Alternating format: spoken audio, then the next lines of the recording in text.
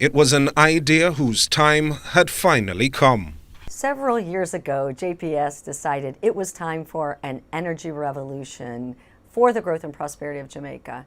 And that was based primarily on a couple of things, one of which was how we were positioned for fuel and fuel diversity. Historically, 98% of our generation came from oil.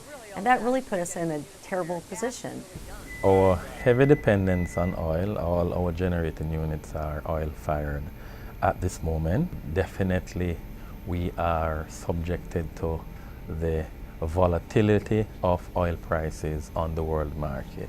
And it really put us in a state where it's either you do something or you die. So we began the real search for a solution to this whole idea of one fuel strangling us. And what we found after evaluating LPG, CNG, and LNG, that LNG really fit us best. And we determined together with the ESET that it was time, once and for all, for us to have gas in Jamaica. A switch to liquefied natural gas would prove a cheaper and eco-friendly alternative to automotive diesel ADO, and a game changer for any developing economy. So several years ago, we went through an RFP of sorts. We asked a lot of people what would their solution be for Jamaica, and ultimately Fortress was the winner. And I think it says a lot about Fortress because it was a very uncertain time, and they really committed to Jamaica before contracts were done, and really before we knew exactly what we were doing 100%. So, with its main partner and gas supplier in place, the natural choice of installation for Phase 1 of the project was the Bogue power plant in St. James.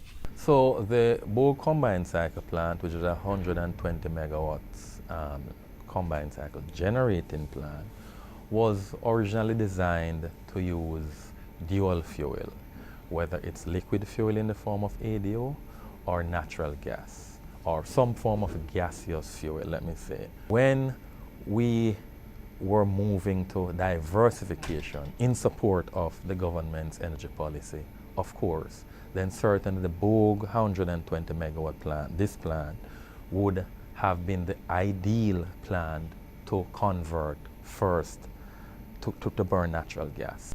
The 23 million US dollar feat called for the plant conversion and retrofitting, coordination of shipping and storage logistics, running a massive underground pipeline from port to plant, and retraining team members at all levels. International partners and local experts working shoulder to shoulder. So I have overall responsibility for the entire project, putting the various pieces of the puzzle together. Also working with one of the most important assets we have, and that's the human capital. And I played a big part in that to really get the human capital aligned around this project and keeping them motivated, keeping them excited for this journey.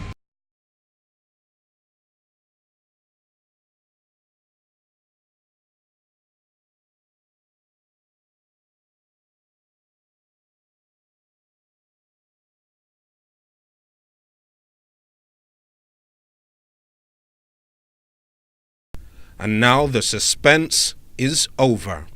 At last, all can say that gas has come to revolutionize Jamaica. When we were starting last year, there was a lot of doubt in terms of if we can really carry out this project as Jamaicans, managing a gas project. We have never done it before, and there were many challenges. The question of competence, question of technology, and so on. The takeaway is that if we pool our resources and we have the commitment and the passion, we can.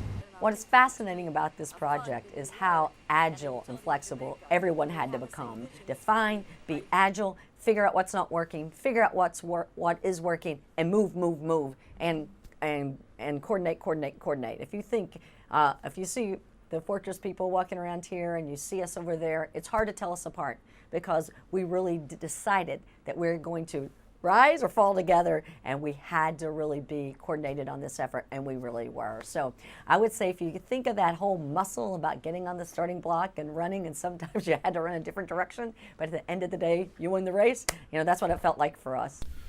And as the Jamaica Public Service and Bogue Power Plant turn on the switch of gas-fueled electricity in Jamaica, we do so knowing that this is not the end of a road.